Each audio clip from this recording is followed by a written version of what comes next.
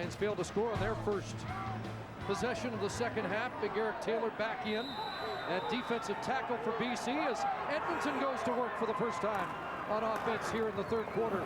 And Porter gets outside, and a good run on first down by Daniel Porter.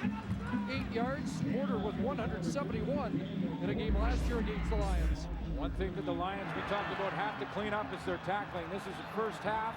Yes, they were a little bit fatigued with a lot of 2-and-outs from the offense, but no excuse. Look, in tackling, there are some technique things. You got to keep your head on the right side of the player, leverage, angles, keep your feet moving. But at the end of the day, tackling comes down to that 1-2 factor. How bad do you want it? Here's Porter again, and they like want that. it this time. Just like that. A stuff by that Lion defense on second and short. You know, it has been a hot topic in BC and around the league. Bad tackling. It's something you don't practice a lot either, do you? No, well, you can't. Not with the limited rosters during the year. You can't practice full contact. But Karan Williams gets first leverage. Ryan Phillips in there, and this is what I'm talking about. At the end of the day, it comes down to who wants it more in that 1-2 factor. And if you don't absolutely have to dig down deep and want it, you're going to miss tackles. Well, the Lions should get the ball in decent field position here. Harris on the return.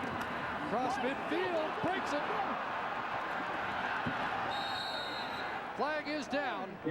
Late in the return.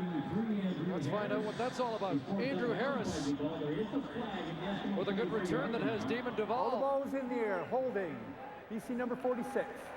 10-yard penalty. First. Oh, it's Rolly Lambala, the hold, and that will bring it back. Oh, let's check back in with Farhan Lalji. Chris, a Grey Cup reunion tonight for Ben Archibald and Jesse Newman, both on the left side of BC's offensive line. The two played next to each other in 2008 for the Calgary Stampeders. Many felt then that Archibald kind of tutored Newman, for lack of a better word, because they were both CFL rookies. Really, Archibald says they both kind of grew up together that year. Dimitri Sumpras was another rookie on that Stamps line that went on to win the Cup. Rob Lazio apparently did most of the babysitting then. Now, Archibald says that Newman is much more confident now than he was then, but I spoke to Newman today, who's making his first start of the season. He said he is unbelievably nervous tonight. He knows he's got a lot to prove, filling in for John Heimeister-Rees, who's now on the 9-week injured list. Yeah, tough break for John Heimeister-Rees. Such a highly regarded left guard in that Lions scheme of things, but a guy whose career has been racked by injuries. Yeah, it really has. He's been unlucky in so many ways, and this injury, I read, happened in practice in a scuffle, and it's gives an opportunity though to Jesse Newman to come in, and weren't sure a year ago if Jesse Newman would continue his career, and he has, and feels, as Farhan mentioned, more confident now than ever. First down grab by Simon, up to the 45. Lule on a roll. Here comes the heat from Cornell, and Lule tried to throw it away. It was grabbed there by Chris Thompson, but he's out of bounds, and it goes as an incompletion. Pretty good backside pressure. I believe it was Jermaine Reed who got involved coming off the backside. Number 99, and it was on Newman, who tried to get him wide. He didn't realize that Lule had rolled to his right and actually ended up running Jermaine Reed right into his trail. Joe Sykes making some late contact. It'll be 2nd and 10. By the way, the holding call on that Harris punt return cost the Lions 45 yards of real estate. They got 10 back with the Simon catch, and now 2nd and 10. Dobson Collins, and that was almost a huge collision as a knockdown by the new safety, Donovan Alexander. Talked to Kavis Reed about Donovan Alexander, who's played the wide side corner in his CFL career. This is the first time for him that he's moved to safety in his 3rd start.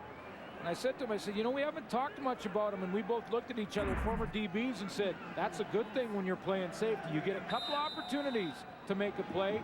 That was one of them for Alexander, and he made it. Did the TV guys never talk about you? You don't want to talk about the safety. If he's doing his job, he's back there allowing the rest of the secondary to do theirs. Doesn't get much attention unless it goes down the field deep. He makes a play. Yeah, 51 interceptions will get you talking about a little bit of. Brandon James of that. Hunt cover's been good tonight for the Lions, and that was a 47-yard move.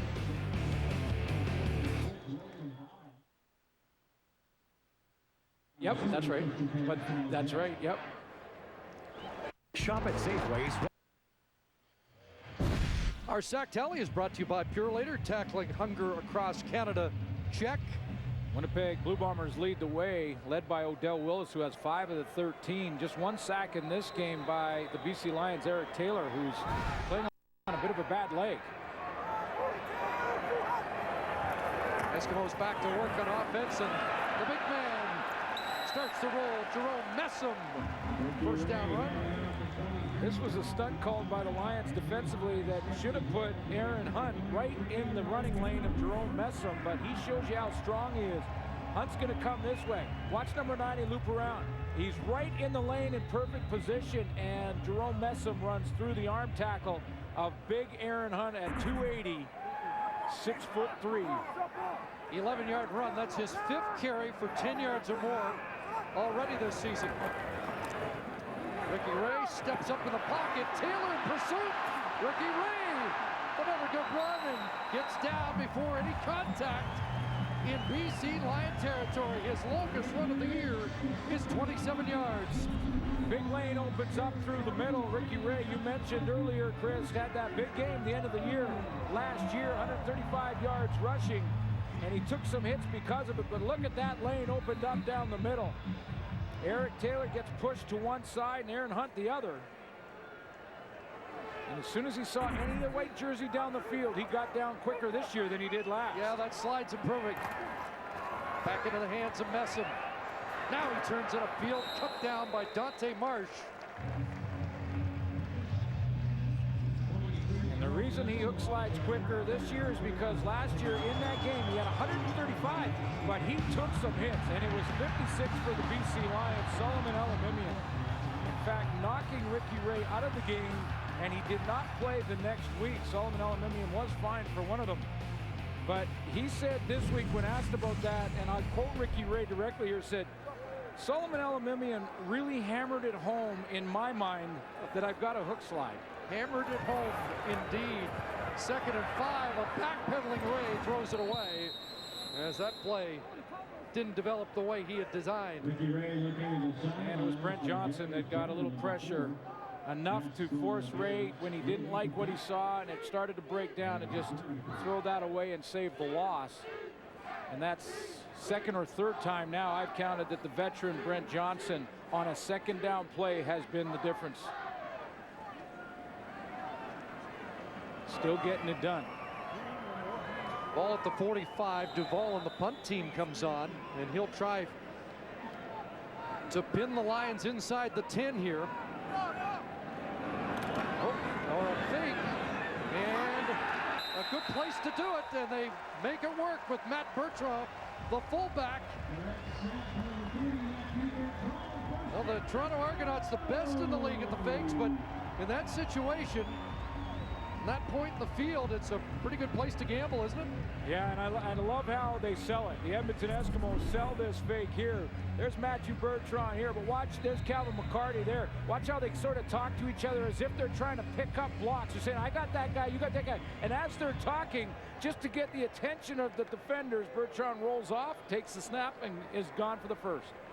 Boy, that first hole closed down, but he did roll off and get the necessary yardage. Keeps it alive for Ray. Back in, and that pass is dropped.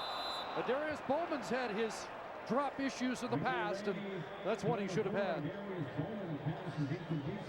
Then the Lions decided to come and bring Davis Sanchez down to cover a Darius Bowman, and Bowman made a nice cut inside, ball on time in a perfect spot. You can see Davis Sanchez in the trail position. And he had that issue in Winnipeg, but I think that's the first one I've seen him as an Eskimo inside. 2nd and 10. Lions showing blitz, and Ray's pass for Henry is complete at the 30.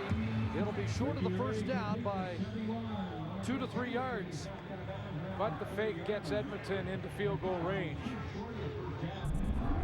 And you heard Wally Buona call out Dante Marsh at halftime. So Farhan Lalji on the sideline, and there's a good break and reaction by Dante Marsh. When you know where the first down marker is, you'll give up that out and then just make the tackle. So Duval does get an opportunity now to make it over a 2-touchdown lead from 37 out. Again, Eric Ward is the holder, and Duval is missed it again. That's 2 misses for Duval, and the Lions will happily concede the single. LCFL on TSN. Wendy's Friday Night Football action continues next week as the Tiger Cats, fresh off that impressive 33-3 win, take on the Lions in Vancouver. Live coverage, 10 Eastern, 7 Pacific. And you can also watch live on TSN Mobile TV. So the Ticats are off the schneid. Lions would like to do likewise, but they've got a hill to climb. Back into the hands of Simon on that hitch, into traffic, and swarmed there by half the defensive unit. Big offseason signing for the Lions is Ben Archibald at left tackle, and this is a great play. You watch a guy that's job here is to fake like he's going to block down and then hustle out and be the first man to block on the hit screen for Geroy Simon. You don't need to get a big piece of the guy outside the corner. You just need to get your big body in front of him. That's what Ben Archibald did there. 7 for Simon. It's 2nd and 3. And the handoff straight ahead, and there's a rush second down conversion. It almost caught me by surprise. Well, yeah, and it did by the number too. Jamal Robertson, who picks up 12 yards on that run.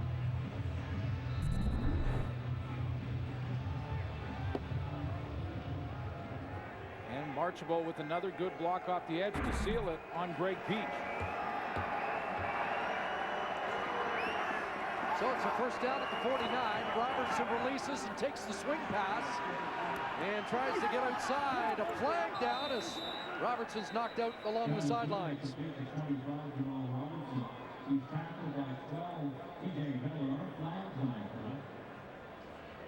See what Murray Clark's crew has on this penalty. Major foul, face mask. Edmonton number 12. 15 yards at the end of the play. First down. Well, the flag against TJ Hill moves the Lions forward. 2 carries now for Jamal Robertson. There's the face mask. Pretty easy call for the officials. And it puts the BC Lions in plus territory. They've been hanging around. A couple of misses by Damon Duval are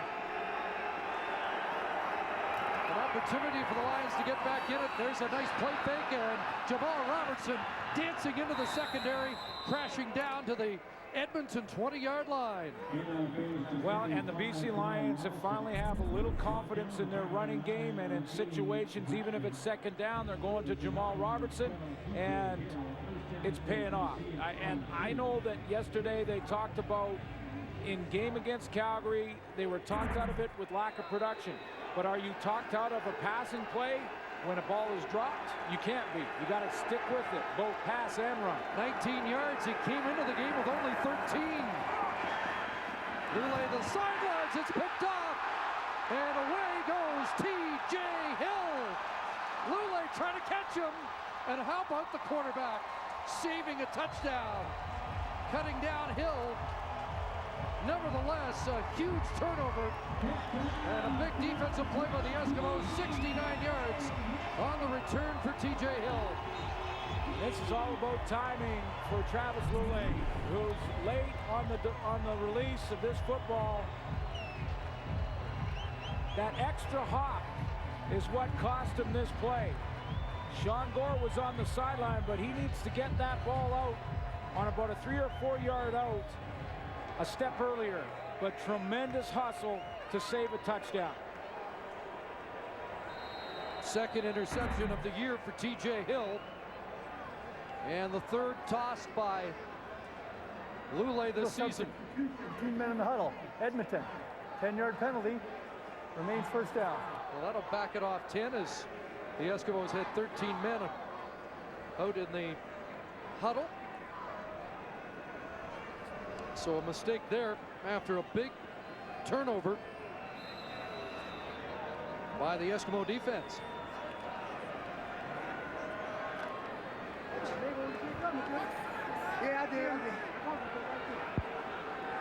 One of the senior guys in that Eskimo defense, TJ Hill.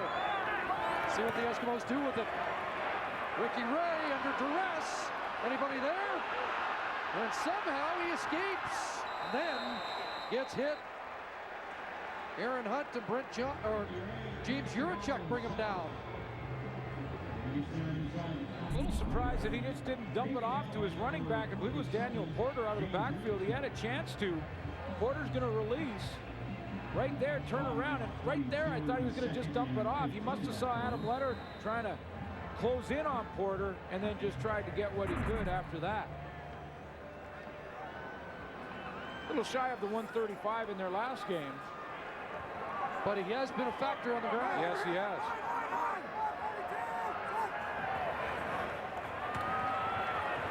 Ray stands in. Jason Barnes over the middle. Has the catch at the 4.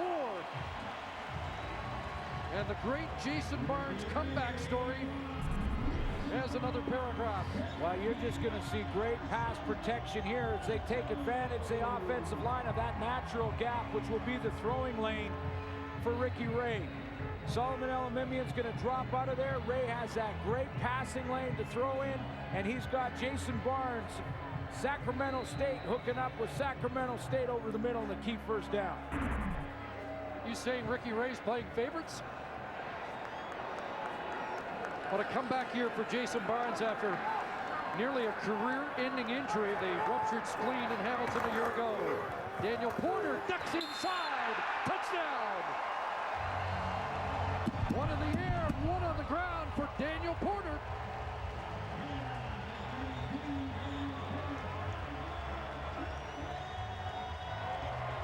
This is the offensive line Kavis Reed said he felt was going to be his starting offensive line coming out of training camp.